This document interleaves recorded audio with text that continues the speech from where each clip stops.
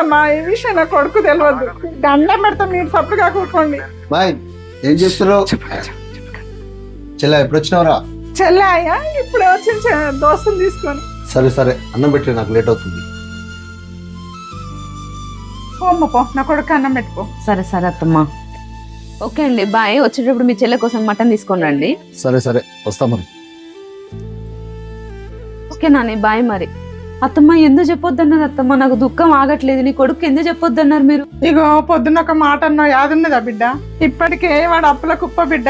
చెల్లంటే వానికి పానం నీకు తెలుసుగా. చెల్లె రోగం అంటే వాడు ఇల్లు అమ్ముతాడు బిడ్డ. నువ్వు నీ పిల్లలు రోడ్డు మీద పడతారు బిడ్డ. డబ్బులు ఖర్చు పెట్టినా నా బిడ్డ బతుకుతుందో లేదో తెలియదు. 2 కళ్ళు పోడగొట్టుకున్నాడు కంటే 1 కన్ను పోడగొట్టుకున్నాడు ఉత్తమం కదా బిడ్డ. అది కన్న పేగే గానీ కఠినంగా ఉండక తప్పదు బిడ్డ. అత్తమ్మ ఏ దారి కనపడిపోయిన దేవుడు మనకు ఒక దారి చూపిస్తలే అత్తమ్మ. ప్రార్థన చేద్దాం అత్తమ్మ. అయ్యా ఏసయ్యా స్తోత్రం మన బిడ్డను బాగు చేయండి ఏసయ్యా. నా బిడ్డ పైన నీ కృప చూపించు నాయనా. నాయనా నీకు స్తోత్రం స్తోత్రం. ఎవరమ్మా ఇంట్లో? బయటికి రాండి. వదినా వదినా వచ్చినావా? వదినా లోపలికి రా. వదినా నువ్వు కాదమ్మా, నా కోడలి రమ్మని బయటికి. ఏమైంది వదినా? ఏమైంది? లోపలికి రా. లోపలికి రండి. ఏమమ్మా ఎట్లా కనపడుతున్నా నీ కళ్ళకి? నేను కొడుకుని అన్యాయం చేద్దాం అనుకున్నావు అమ్మ నువ్వు?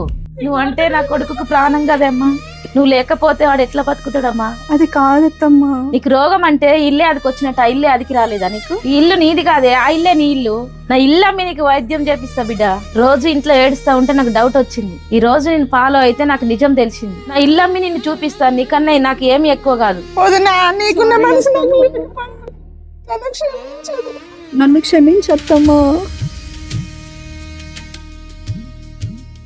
అత్త అనగానే చాలామంది కోడల దృష్టిలో ఆమె ఒక శత్రువుగా కనపడుతుంది. కానీ కొంతమంది ఆమెలోని అమ్మతనాన్ని చూడగలుగుతారు. అమ్మలాంటి అత్తలందరికీ ఈ వీడియో అంకితం.